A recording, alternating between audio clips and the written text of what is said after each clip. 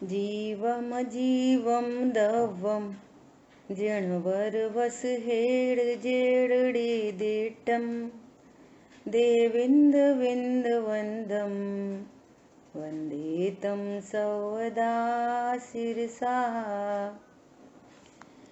द्रव्य संग्रह जी ग्रंथ और अपनी 7 तत्वों की चर्चा के अंतर्गत अब तक अपन ने जीव तत्व की चर्चा, अजीव की चर्चा, आश्रव की चर्चा, आश्रव के दोनों प्रकार, द्रव्य आश्रव, भाव आश्रव, है ना, और बंध तत्व की चर्चा, भाव बंध और द्रव्य बंध, है ना। इसी क्रम में अब चर्चा आ रही है भाव संवर और द्रव्य संवर का लक्षण।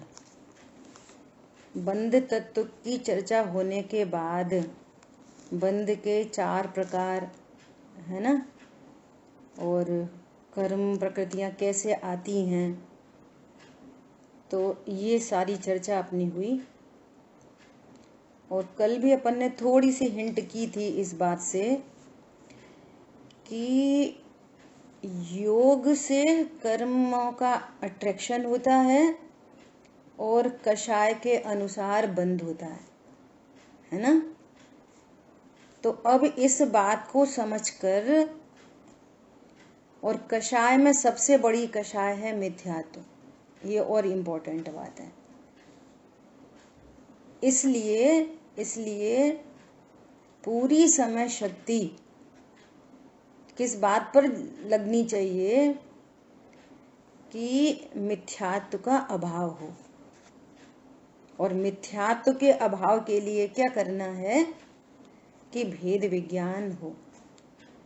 और भेद विज्ञान क्या है कि यहाँ पर, वहां दूर नहीं, यहाँ पर मिली जुली चीजों में जो मैं हूं उसकी पहचान हो जाए, बस इसका नाम भेद विज्ञान है। और सरल भाषा में बात करें तो युक्ति न्याय से सिद्ध होता है कि जब चेतन निकल जाता है, देह अकेली रह जाती है, तो हमें एकदम भासित होता है कि देखो आंखें हैं और देख नहीं रही, कान है और सुन नहीं रहे। इसका मतलब क्या है कि आंख नहीं देखती, कान से नहीं सुनते। तो अब डेड बॉडी होने के बाद नहीं, अभी अभी आंख नहीं देख रही, अभी, और अभी कान नहीं सुन रहे। इसका मतलब है कि ये अचेतन है, ये जड़ रूप है, ये देह मैं नहीं हूं। बस इसका इतना अर्थ निकल गया। इसका अर्थ है कि हमको भेद विज्ञान हो गया। समझ आ रही है। और इसी प्रकार परिणामों से ये जो 24 घंटे ये जो भाव उत्पन्न हो रहे हैं, तीव्र कषाय, मंद कषाय, है ना, इनमें जो इतना वेरिएशन, इतना फ्लक्चुएशन है,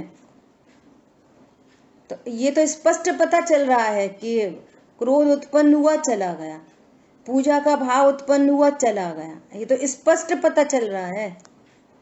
अभी हम सब स्वाध्याय करने का भाव उत्पन्न हुआ है और अभी चला जाएगा, ये उत्पन्न होता है, चला जाता है। लेकिन आप गंभीरता से विचार करो कि इनको जानने वाला ज्ञान तो सदा ही है, वो कहाँ चला गया। इसका मतलब है ये उत्पन्न होने वाले और विनाश को प्राप्त होने वाले भाव हैं, ये मेरा वास्तविक स्वरूप नहीं है। जैसे अग्नि के संयोग से पानी गर्म हुआ तो वो नियम से ठंडा हो जाता है, नियम से, और अग्नि के काल में उसकी शीतलता अनटच इफेक्टलेस फुल्ली सेफ रहती है। तो ऐसे यहाँ सिद्धांत में इन कषायों की गर्मी के काल में भगवान आत्मा शुद्ध सुरक्षित मात ज्ञाता दृष्टा है, और मेरे ज्ञान में उनका परत्व भासित हो गया। और जिसका परत्व भासित हो गया वो अब उनकी टेंशन नहीं होती। एक ये जनरल फॉर्मूला है, जो हमारे ज्ञान में परत्व भासित होते हैं फिर हमें उनकी चिंता नहीं होती। शरीर के प्रति परत्व भासित हो गया, कषायों के प्रति परत्व भासित हो गया, अब उनकी तरफ से ज्ञान एकदम निश्चिंत है। पंडित साहब ने लिखा है, चाहे जैसा जगत परिणमे, मिथ्या संकल्प विकल्प नहीं है। दूसरे विकल्प तो हैं, लेकिन मिथ्या संकल्प विकल्प नहीं है। थोड़ा सा फर्क पड़ा मिथ्या संकल्प विकल्प में। बोलो कौन बताएगा कि मिथ्या संकल्प विकल्प नहीं है का अर्थ क्या हुआ? विकल्प हो सकते हैं लेकिन मिथ्या संकल्प विकल्प नहीं है। बोलो।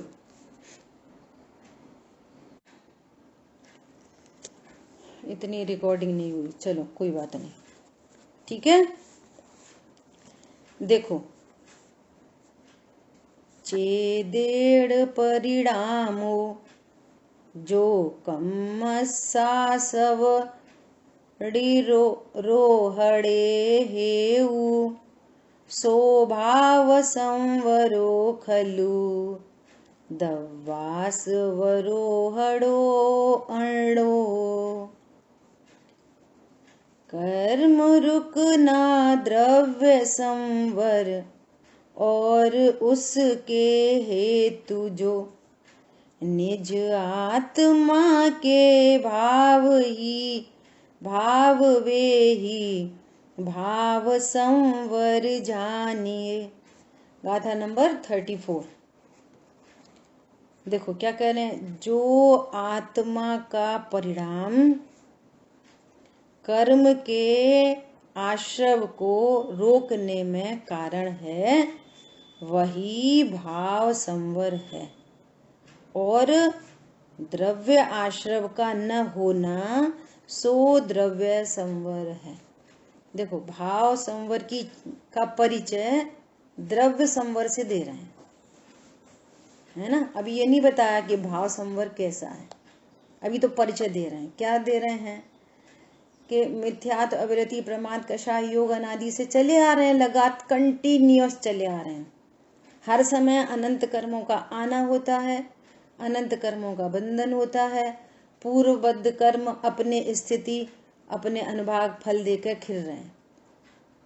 जैसे अभी इस समय कर्म का उदय आ रहा है, जिसने हमें ये स्वाध्याय का परिकर दे दिया। ये कर्म उदय में आके खिर गया और चला गया। ये जो स्वाध्याय की भारी संयोग प्राप्त हुए ना, जिनवाणी मिल गई, मोबाइल मिल गया, सुन रहा है, कोई बैठ रहा है, कोई पेन लिख रहा है, वगैरह वगैरह, ये जो संयोग मिला है ना, ये पूर्वबद्ध कर्म के उदय में ऐसी फेवरेबल कंडीशन बन गई और वो खिर गया। वो अभी लगातार खिर रहा है। जब तक ये कंडीशन बनी हुई है ना, तो वो लगातार कर्म खिर रहा है, खिरता चला जा रहा है। तो वो तो निर्जरा को प्राप्त हो रहा है ना, पूर्वबद्ध कर्म। और इसी समय स्वरूप को नहीं जानते। मैं स्त्री हूं, मैं सबको स्वाध्याय कराती हूं, मैंने जिनवाणी का पेज खोला, मैंने बोला, मैं इतना अच्छा बोलता हूं, इतना अच्छा समझाता हूं। इस परिणाम से वो खिरने वाले खिर रहे हैं और अनंत कर्म नए बन रहे हैं। ठीक है। अब आगम के अभ्यास से, जैसे अपन ने स्टार्टिंग में चर्चा की, लॉजिकली क्या चर्चा की, देह की भिन्नता भाषित हो गई। देखो आंखें खुली हैं, ये तो जड़ है, तो अभी आंख जड़ है, ये निर्णय हो गया। और परिणामों का निर्णय हो गया। क्या निर्णय हो गया कि ये जो परिणाम है ये आश्रय बन तत्व हैं और मैं जीव हूं। बस उसने भेद ज्ञान कर लिया। सबको यहाँ पर जो चार चीजें हैं ना, उसको भिन्न भिन्न जान लिया। इतना कार्यक्रम हुआ। ठीक है। तो ऐसा कार्य होने से अभी भी आत्म प्रदेशों का परिस्पंदन चल रहा है, अभी भी कर्मों का अट्रैक्शन हो रहा है। लेकिन चूंकि यहाँ पर भाव मिथ्या तो नहीं है, ज्ञान सम्यक की ओर जा रहा है, तो दर्शन मोहिनी कर्म रुक गया। क्या बोला? दर्शन मोहिनी कर्म क्या हो गया? रुक गया। तो किस परिणाम के निमित्त से दर्शन मोहिनी रुका? वो परिणाम क्या है? वो परिणाम है मैं ज्ञायक हूं। इस परिणाम के निमित्त से दर्शन मोहिनी कर्म रुक गया। तो इस परिणाम को बोल रहे हैं भाव संवर। और जो कर्म आ रहे थे, आते थे जो कर्म मिथ्यात्व के, वे रुक गए। तो कर्म का रुक जाने को कह रहे हैं द्रव्य संवर। और जिस परिणाम के निमित्त से ये कर्म का आना रुका, यदि यही परिणाम चलता रहता, मैं तो स्त्री हूं, मैं पुरुष हूं, मैं अच्छा हूं, मैं बुरा हूं, मैं झूठ बोलता हूं, मैं सच बोलता हूं, मैं दया करता हूं, मैं दान करता हूं, ये परिणाम था, तो फिर तो आश्रव परिणाम था। ये जीव का परिणाम आश्रव और कर्मों का आना द्रव्य आश्रव। अब परिणाम बदल गया भेद विज्ञान से। अब वो ज्ञान क्या कह रहा है, नहीं नहीं नहीं, मैं संयोग शरीर कर्म कषाय वाला नहीं, रहस्य का पता चल गया, वस्तु का स्वरूप ख्याल में आ गया, है ना। और ज्ञान में ज्ञायक का ग्रहण हो गया। भेद विज्ञान की 3 परिभाषाएं।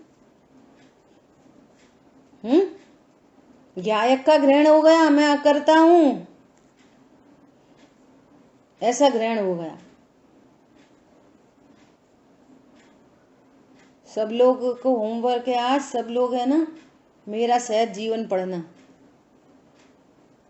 जब पढ़ते हैं तभी ऐसा लगता है बार बार फिर से, कितनी गजब की रचना है, बहुत गजब की रचना है। सबसे जब तत्व निर्णय हो गया, अहो उत्पाद व निरपेक्ष ध्रुव जीवन हमें हमारा है, तो फिर क्या हुआ, विनाशी बाह्य जीवन की आज ममता तजी झूठी। अपने स्वरूप को जान लिया तो बाह्य जीवन की ममता छूट गई। तो फिर ममता छूटने पर क्या हुआ कि समता आ गई। आ रही बात समझ में। पर पदार्थों से या राग था या द्वेष था, और राग द्वेष मिट गया तो फिर क्या हो गया, सहजता उत्पन्न हो गई। इस सहज प्रणति का नाम संवर है। वो इसका निमित्त पाकर क्या होएगा, अब उस प्रकृति संबंधी, जिस जिस प्रकृति का संवर हुआ है उस प्रकृति संबंधी कर्म नहीं आएंगे। मान लिया मिथ्यात्व, भाव मिथ्यात्व नहीं है तो द्रव्य मिथ्यात्व का संवर हो गया, लेकिन अप्रत्यख्यान संबंधी अभी कषाय है तो उस वाला कर्म आएगा। जो परिणाम है, जितना परिणाम है उतना आश्रय बंध, और जिस परिणाम, जो मिथ्या परिणाम रुक गए उस संबंधी संवर। द्रव्य कर्मों का क्या हो गया, संवर, उसको द्रव्य संवर कह रहे हैं। और जिस परिणाम के निमित्त से ये कर्मों का आना रुक जाए, सब लोग कहते हैं भैया अब कर्म नहीं बंधे तो क्या करें, कर्म तो बहुत दुखी कर रहे, कर्म नहीं बंधे तो क्या करें, क्या करें, भी ध्यान करो बस, क्या करें। अपनी सफाई नहीं दें, बिल्कुल नहीं दो, बिल्कुल नहीं दो, साफ रहो। हमारी बात ख्याल में। फिर भी राग के वशीभूत जो परिणाम उत्पन्न होंगे, जैसे कल परसों सुनाया था ना, बोलो स्वयं मुनि, और इतना सा पता चल गया अभी वर्तमान में कोई नहीं लगते, भविष्य के तुम्हारे होने वाले पिता हैं, भविष्य में होने वाले पिता हैं। तो राग उत्पन्न हो गया। कौन सी जाति का, संजुलन जाति का। तो संजुलन जाति का राग है तो संजुलन जाति का बंध है। लेकिन मिथ्यात्व, अप्रत्यख्यान, प्रत्यख्यान, ये जाति का भाव नहीं है, तो इन जाति का संवर हो गया। इस जाति के कर्म अट्रैक्ट नहीं होंगे, तो वो परिणाम है भाव संवर, और कर्मों का रुक जाना वो है द्रव्य संवर। क्लियर हो गई बात सभी को। देखो बहुत अच्छा, आत्मा के जिस परिणाम से कर्म का आना रुके।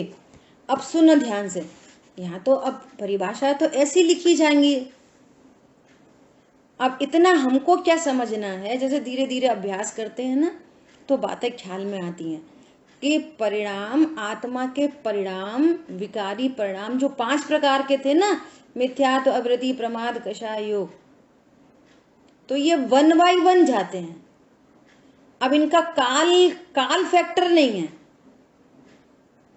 कि 48 मिनट में ही सारे चले जाएं, 48 घंटे में जाएं, 48 दिनों में जाएं, समझ में आ रही है? 48 महीनों में जाएं, 2 4 6 10 भव में जाएं, उससे ज्यादा भव नहीं होते, ऐसा नहीं 48 भव में जाएं। लेकिन जब भी जाएंगे वो क्रम से ही जाएंगे। तो जिस क्रम से विकार मिट रहा है उस क्रम से द्रव्य कर्मों का संवर हो रहा है। समझ में आ रही है बात? कठिन तो नहीं पड़ रही? जिस जिस क्रम से विकार मिट रहा है उस क्रम से कर्मों का आना रुक रहा है। जैसे किसी को कैंसर हो गया, अब दवाई चल रही है, सारी दवाई चल रही है, उल्टी की भी चल रही है, वॉमिटिंग हो रही है, सिर में दर्द होता है, पेन किलर चल रही है, भूख नहीं लगती तो भूख बढ़ाने, सारी दवाइयां चल रही हैं। और जैसे ही एकदम स्वस्थ हो गया तो सारी एक साथ बंद होंगी दवाई, कि जो जो परेशानी रुकती जाएगी वो दवाई बंद। डॉक्टर ने पूछा क्यों, अभी सिर में दर्द होता है? कि नहीं, बंद। भूख लगने, अभी भूख लगती नहीं, भूख नहीं लगती, दवाई खाओ। नहीं, अब तो भूख बहुत अच्छी लग रही है, भूख की दवाई बंद। पर समझ में आ रहा? दृष्टांत है समझने के लिए।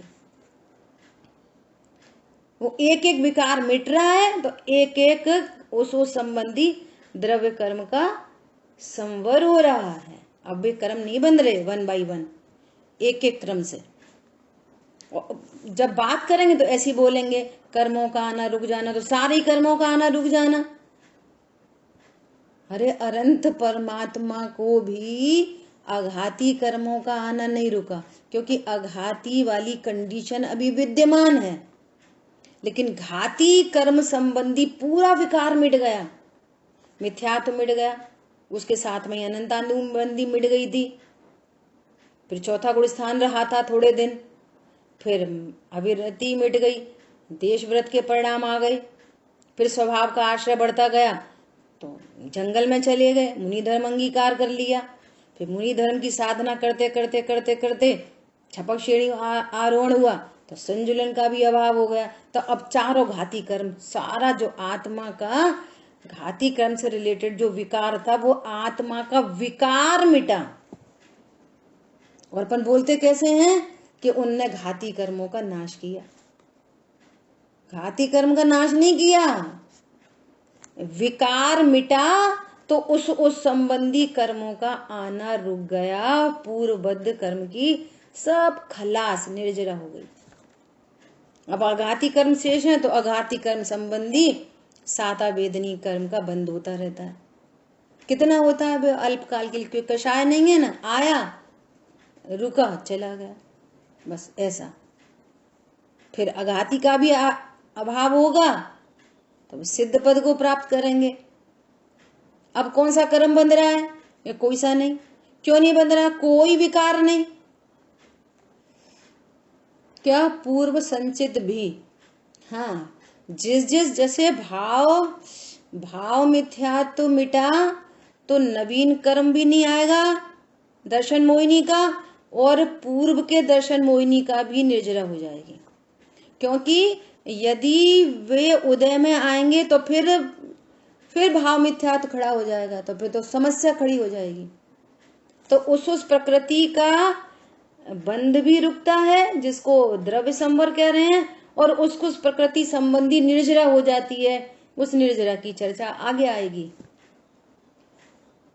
अभी तो भाव संवर द्रव्य संवर की चर्चा चल रही है ना, अब भाव निर्जरा और द्रव्य निर्जरा की चर्चा आगे आएगी। ठीक है, क्लियर हो गया सबको? ओके, देखो अभी क्या कह रहे हैं, आत्मा के जिस परिणाम से कर्म का आना रुके उसे भाव संवर तथा द्रव्य आश्रव का न होना उसे द्रव्य संवर कहते हैं। ये रिपीट हो गई। देखो भावार्थ, संवर की व्याख्या, अब गजब की चर्चा है बहुत। पुण्य पाप रूप अशुद्ध भाव को, किसको? पुण्य पाप दोनों क्या हैं? अशुद्ध भाव हैं। देखो समस्या कैसी है, समस्या ऐसी है कि गद्य में पढ़ें तो प्रॉब्लम, और पद्य में गुनगुनाते रहे नो प्रॉब्लम। बोलो, ये भेद विज्ञान करना है। शुभ अशुभ वृत्ति, एकांत दुख, अत्यंत मलिन, क्या क्या पढ़ रहे हैं पूजा में? शुभ भाव क्या है? अत्यंत मलिन संयोगी है, और संयोगी है, स्वरूप नहीं है। अत्यंत मलिन, मलिन संयोगी है। तो क्या बोल रहे हैं? पुण्य पाप रूप अशुद्ध भाव को, बोलो, पाप भाव अशुद्ध है कि पुण्य भाव भी अशुद्ध है? बोलो, कौन बोलेगा? पाप भाव अशुद्ध है कि पुण्य भाव अशुद्ध है कि पुण्य भाव शुद्ध है? बोलो। दोनों भाव ही अशुद्ध, दोनों अशुद्ध है। ठीक है, बराबर। अब सुनना, हेतु बोलो, हेतु, उसका हेतु लॉजिक बोलो, किस लॉजिक से दोनों अशुद्ध हैं? लॉजिक क्या है उसका? क्योंकि दोनों ही भावों से बंद होता है। वेरी, बहुत बढ़िया। क्योंकि दोनों ही भावों से बंद हो रहा है, क्योंकि दोनों ही भावों से हमें संसार में परिभ्रमण करना होगा।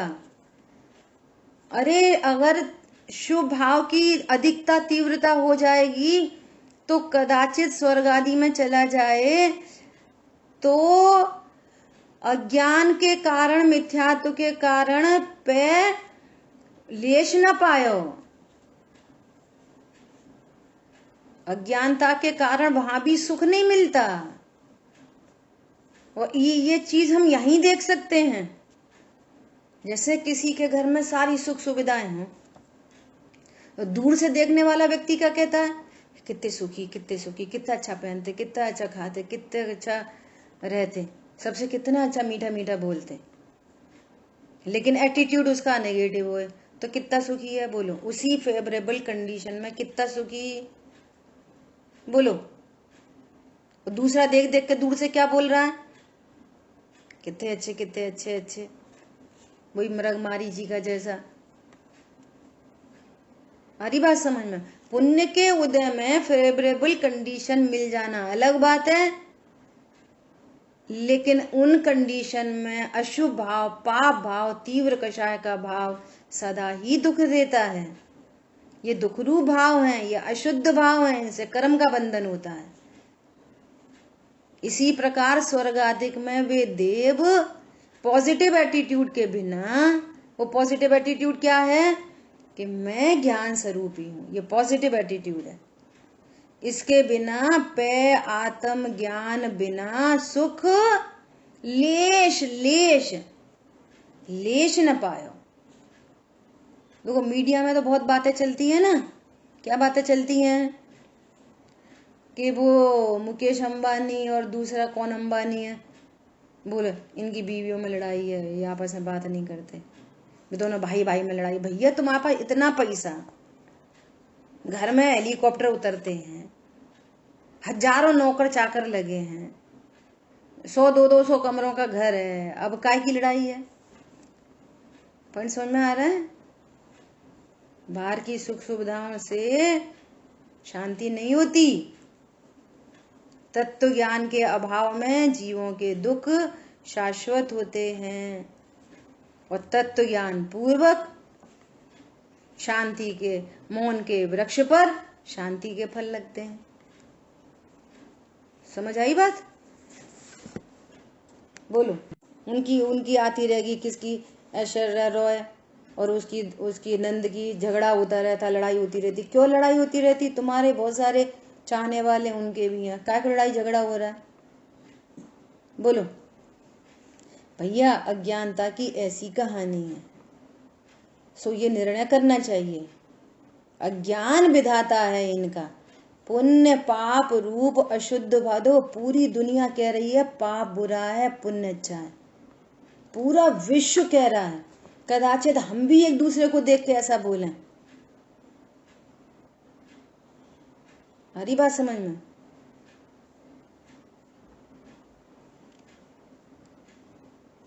आज दादा के प्रवचन में दादा बोल रहे थे कि किसी ने बोला, क्यों भैया आपको वो ऐसा बुरा बुरा बोलते, आप उनसे कुछ नहीं कहते? तो उनने क्या बोला, अरे हाथी चले और कुत्ते नहीं भौंके तो वो कैसा तो हाथी और वे कैसे तो कुत्ते। तो लोग क्या कह रहे हैं, इसलिए भैया अपन तो कुछ नहीं कहते। तो नीतिकार क्या बोलेंगे, कितनी बढ़िया सोच है, कितनी बढ़िया सोच है, कितनी अच्छी सोच है। उनको कुत्ता कहने के लिए खुद को भी तो हाथी बना रहा है मनुष्य गति का जीव। कितनी अच्छी सोच है भैया। सबसे अच्छी सोच है कि मैं भगवान आत्मा हूं, परिपूर्ण हूं। इसके बिना सारी सोच ऐसी है ऊटपटांग। तो क्या बोल रहे हैं, पुण्य पाप रूप अशुद्ध भाव को आत्मा के शुद्ध भाव द्वारा रोकना, अभाव संवर बता रहे हैं कि ये कर्मों का आना कैसे रुकेगा। जैसे अभी अपन स्वाध्याय कर रहे हैं ना, तो इस स्वाध्याय में पाप भाव अपने आप रुक गया। हमें कुछ करना पड़ा नहीं, भैया हम स्वाध्याय करने बैठ रहे हैं, पाप नहीं करेंगे, झूठ नहीं बोलेंगे, हिंसा नहीं करेंगे, वो नहीं करेंगे, अभी हम कुछ नहीं कर रहे। ऐसा किसी को फोर्सफुली करना पड़ा? बोलो, पाप परिणाम सहज ही रुक गया। और स्वभाव की सन्मुखता से पुण्य भाव को भी रोकना नहीं पड़ता, वो उत्पन्न नहीं होता। तो वो जो परिणाम है, अभी देवशाह गुरु का लक्ष्य, पढ़ाने का लक्ष्य, पढ़ने का लक्ष्य, पर लक्ष्य है। अब परंतु लड़ाई झगड़े खाने पीने के भाव नहीं है, तत्व ज्ञान के विकल्प चल रहे हैं। तो इसको क्या बोल रहे हैं, पुण्य भाव, शुभ भाव। लेकिन ये अशुद्ध भाव है, क्योंकि इससे बंद हो रहा है। ये अशुद्ध भाव आश्रव है, आश्रव परिणाम है। आश्रव अत्यंत मलिन संयोगी है, अत्यंत मलिन। भव समुद्र में तिराने का हीरो है, नायक।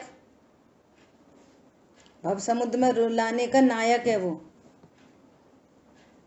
और स्वभाव की सन्मुखता हुई, ओ मैं तो ध्रुव हूं, गायक हूं। तो क्या हुआ, उस पुण्य भाव का भी अभाव होकर और क्या हो गया, वीतराग प्रणति प्रकट हो गई।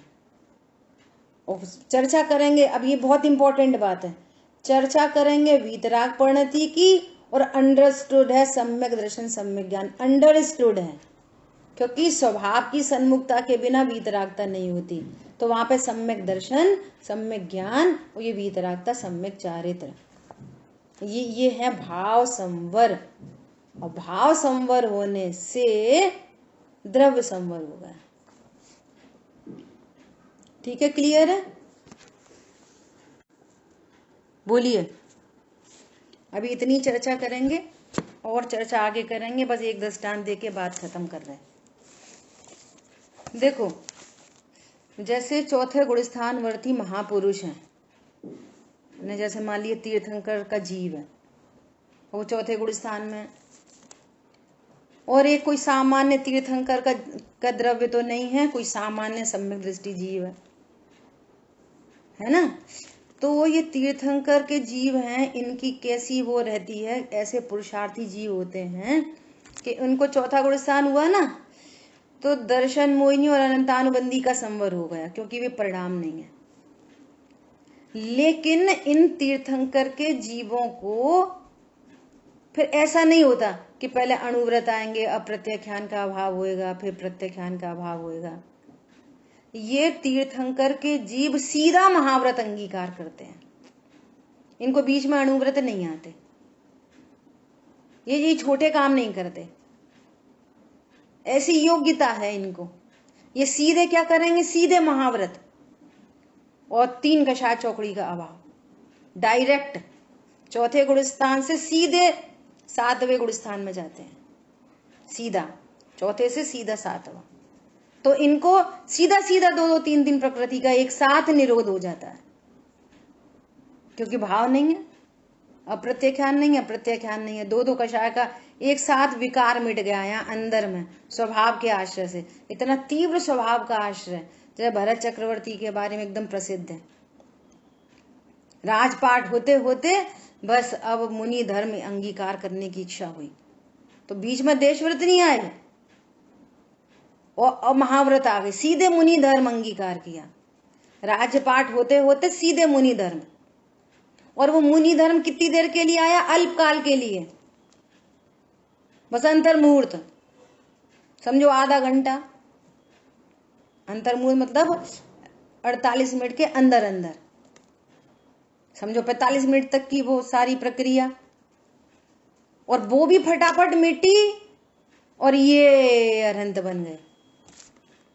एक बार भी आहारचर्या को नहीं गए, एक बार भी 28 मूल गुण जो अपन बाहर से कहते हैं ना, अंदर तो छठवां गुण स्थान था, छठवां सातवां, लेकिन व्यक्त कुछ नहीं हुआ। ना ईर्या समिति से चले, ना भाषा समिति हुई, ना गुप्ती हुई बाहर से दिखने वाली, बस मुनि धर्म अंगीकार किया और अरहंत दशा को प्राप्त हुआ।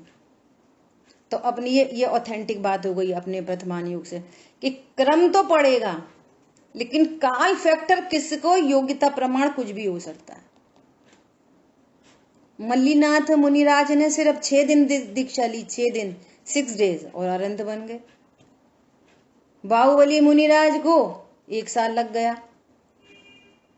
ऐसे डिपेंड करता है, वेरी करता है एक जीव के बारे में, लेकिन क्रम ऐसा ही पड़ेगा। ठीक है, शेष चर्चा अपन आगे करेंगे। जिनवाणी के ज्ञान से सूझे लोकालोक, सो वाणी मस्तक नमो सदा देत हूँ दो। बोलिए द्वाशांग मई जिनवाणी माता की जय हो। जय जिनेन्द्र सभी को। जय जिनेन्द्र सभी को।